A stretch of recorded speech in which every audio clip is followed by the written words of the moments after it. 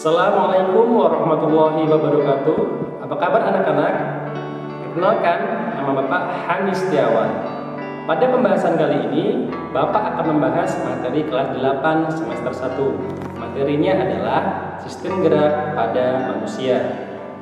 Salah satu ciri makhluk hidup adalah bergerak. Secara umum, gerak dapat diartikan berpindah tempat atau perubahan posisi sebagian atau seluruh bagian tubuh makhluk hidup. Namun, pernahkah kalian bertanya mengapa manusia bisa bergerak tegak dan bergerak dengan leluasa? Apa yang berperan dalam gerak pada manusia? Adanya gerak pada manusia ini lantaran adanya alat gerak yang tersusun dalam sistem gerak di tubuh manusia. Sistem gerak pada manusia terdiri dari rangka, tulang sebagai alat gerak pasif, dan otot sebagai alat gerak aktif.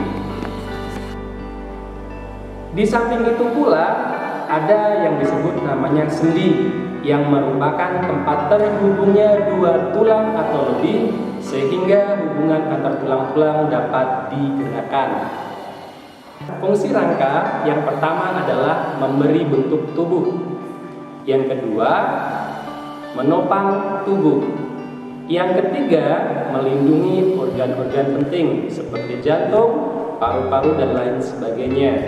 Yang keempat adalah alat gerak aktif. Yang kelima, tempat melekatnya otot, dan yang terakhir adalah tempat pembentukan sel-sel darah manusia. Untuk memahami struktur penyusun tulang, lihat gambar. Struktur tulang itu tidak halus, melainkan terdapat benjolan di ujungnya, berbentuk bulat, serta terdapat titik-titik kasar pada bagian ujung. Terdapat lekukan dan tonjolan dan lubang. Masing-masing bagian mempunyai fungsi yang berbeda-beda. Lekukan dan tonjolan sebagai menempelnya otot, sedangkan lubang sebagai keluar masuknya pembuluh darah dan saraf. Bagian-bagian tulang. Yang pertama adalah periosteum, berfungsi sebagai membran penutup permukaan tulang yang menempel dengan kuat. Bagian yang kedua adalah tulang kompak atau tulang keras yang letaknya di bawah periosteum.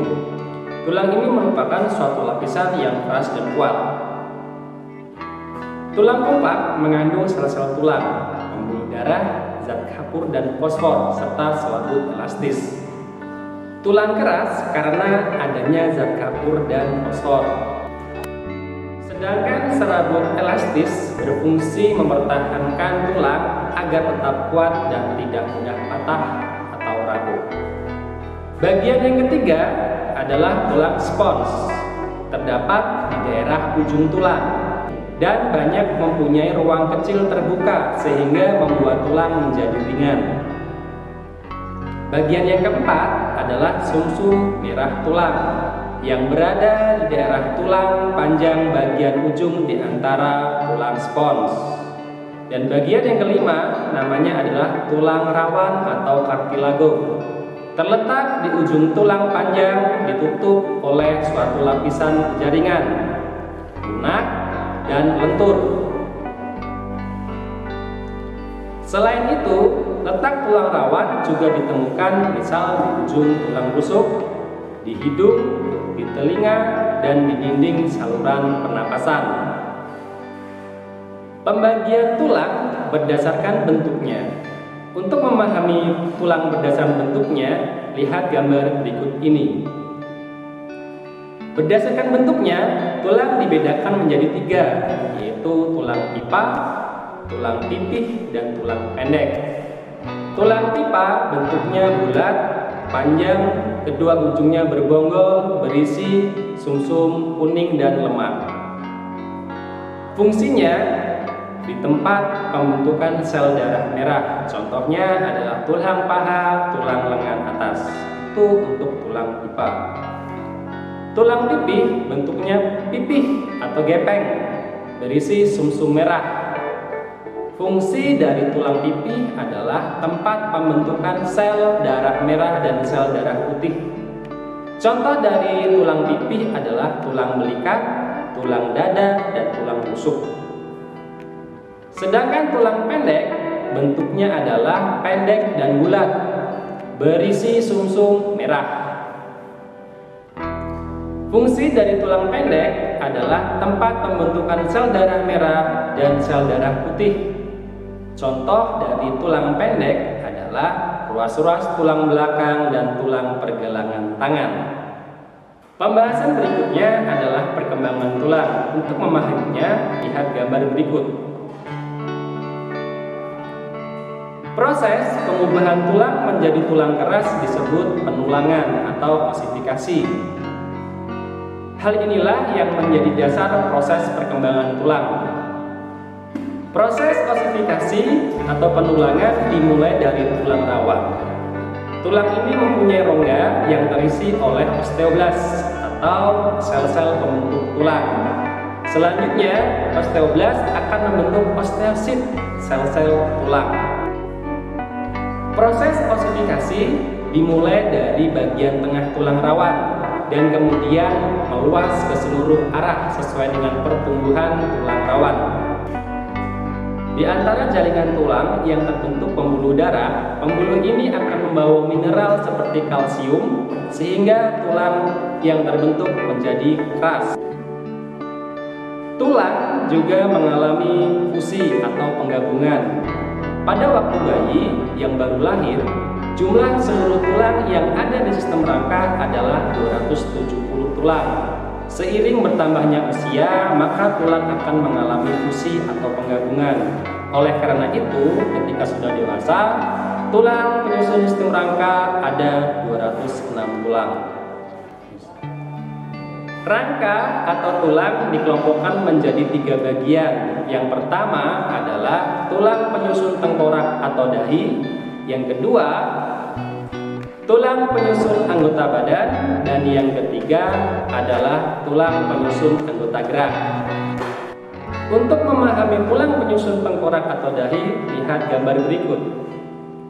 Bagiannya adalah yang pertama ada tulang dahi, tulang hidung, tulang rahang atas, tulang rahang bawah, tulang pipi, tulang baji, tulang pelipis, tulang kepala belakang, dan tulang ubun-ubun.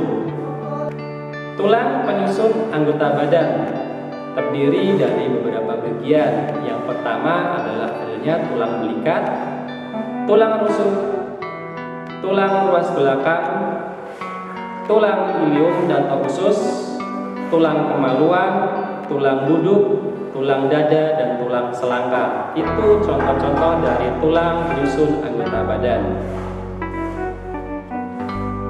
Tulang penyusun anggota gerak atas, ya. Bagian-bagiannya yang pertama adalah tulang lengan atas, yang kedua adalah tulang pengumpil, kemudian tulang hasta, tulang pergelangan tangan, tulang telapak tangan, dan tulang jari tangan. Itu contoh-contoh dari tulang penyusun anggota gerak atas. Tulang penyusun anggota gerak bawah. Yang pertama bagiannya adalah adanya tulang paha. Yang kedua, tulang tempurung lutut. Yang ketiga, tulang kering, tulang betis, tulang pergelangan kaki, tulang jari kaki, dan tulang telapak kaki. Itu contoh dari tulang penyusun anggota gerak bawah. Sendi adalah tempat bertemunya dua tulang atau lebih. Dengan adanya sendi, hubungan antara tulang tubuh dapat digerakkan. Untuk memahami tentang sendi, lihat gambar berikut. Yang pertama, namanya adalah sendi sinartrosis. Sendi sinartrosis adalah sendi yang tidak dapat digerakkan. Contohnya adalah pada tulang tengkorak. Yang berikutnya adalah sendi diartrosis. Sendi diartrosis adalah sendi yang dapat digerakkan dengan bebas. Sendi ini dibagi menjadi 5. Yang pertama adalah sendi peluru. Sendi peluru adalah sendi yang menghubungkan antara satu tulang mempunyai ujung bulat masuk ke ujung tulang lain yang berunggah seperti mangkok. Contoh dari sendi peluru adalah antara tulang lengan atas dengan tulang belikat. Itu contoh dari sendi peluru.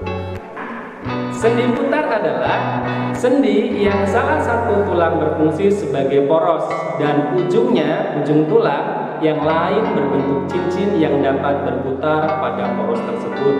Contohnya adalah persendian yang terdapat di antara tulang tengkorak dan tulang leher. Itu contoh dari sendi putar. Sendi pelana adalah pertemuan antara dua tulang yang berbentuk seperti pelana serta dapat menggerakkan tulang kedua arah. Contoh dari sendi pelana adalah pada pangkal ibu jari. Dan sendi yang terakhir adalah sendi geser. Sendi geser itu adalah sendi yang menghubungkan antara dua tulang yang memiliki permukaan datar. Prinsip kerjanya adalah satu bagian tulang bergerak menggeser di atas tulang lain. Contoh dari sendi geser adalah pada tulang-tulang pergelangan tangan dan pergelangan kaki dan di antara tulang belakang. Demikian pembelajaran pada kali ini, semoga bermanfaat. Jangan lupa tetap belajar di rumah ya, dan tetap semangat. Assalamualaikum warahmatullahi wabarakatuh.